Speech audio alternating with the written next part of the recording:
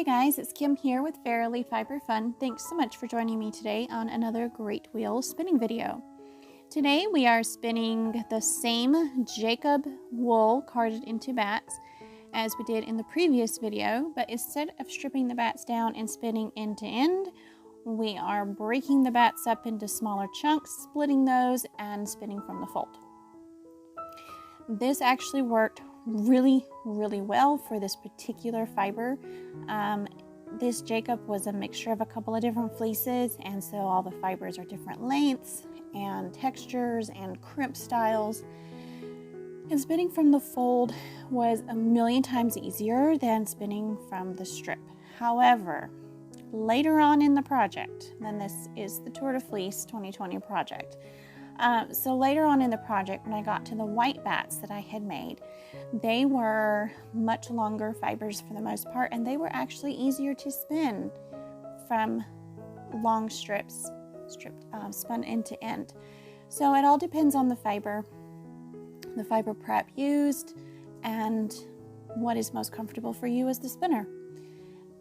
So, like I said, for this particular fiber, it was so much easier just to spin from the fold. Smooth, quick, blasted through it, and it was wonderful. So it's really easy, but I did learn that I needed to allow a little bit more twist to build up before I started drawing back, and keep the twist coming in fairly quickly. Because this is a student wheel and it puts the twist in very slowly, and I tend to get ahead of it, and then the fibers draft out too thin, and they don't want to, then the yarn tends to break, splits apart. So paying attention to the twist, and then if the twist gets ahead of me a little bit, I do supported long draw. It's no big deal. There I got ahead of the twist. As you can see, it causes a little bit of problems, but it's not that big a deal. It's easy to reattach, especially when you're spinning woolen.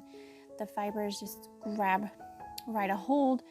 There was one time when I had a join that didn't want to do properly, and I ended up breaking off a couple of inches and untwisting it of the yarn that was up on the, I keep calling it a spindle, but it's got a different name, and I'll think of it here in a minute. Quill. It's a quill, actually. So sometimes you just got to break it off, flip out the end, and give it another go when you have a join that doesn't want to do very well. But overall, spinning from the fold was a million times faster than spinning from a stripped bat end to end. A lot less fiddly, a lot less time involved. I really feel like I blasted through this, even when I was sitting down to spin because of my foot. It was still super easy. So I noticed when I got to the end of a cop, and I had built it up, and it was very triangular in shape with a lot of yarn up at the black part of the spindle, the quill, and then very narrow as it got towards the tip. When I was winding off onto my yarn winder,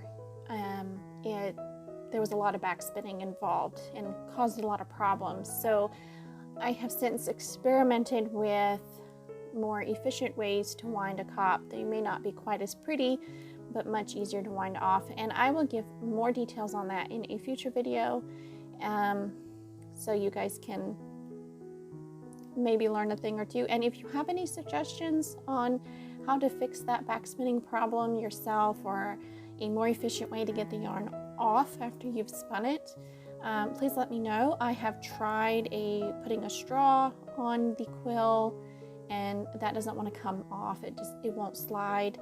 I've tried a lot of different things and nothing works, so I've just rewound the yarn into a ball, or using a ball winder into a center pole ball, and then or onto a storage bobbin, and then I apply from those.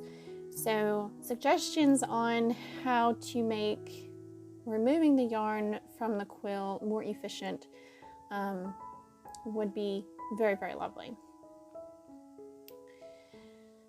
I have had this wheel for 2 years now. My kids got it for me for my birthday, and someone at the Spin Guild was selling it for really, really cheap. I fell in love with the way it looks. It's a really pretty wheel, but I never knew that the little knobs up above the whorl, that the whorl sits between, had a purpose other than beauty.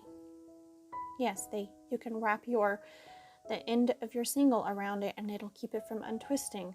What do you know? I learned that while filming this video.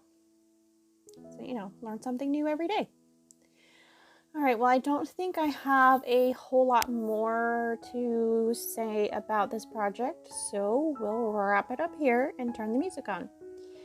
Thank you so much for joining me. If you enjoyed today's video, please give it a thumbs up. If you haven't already, please hit that subscribe button and hit the bell if you would like to not miss future videos.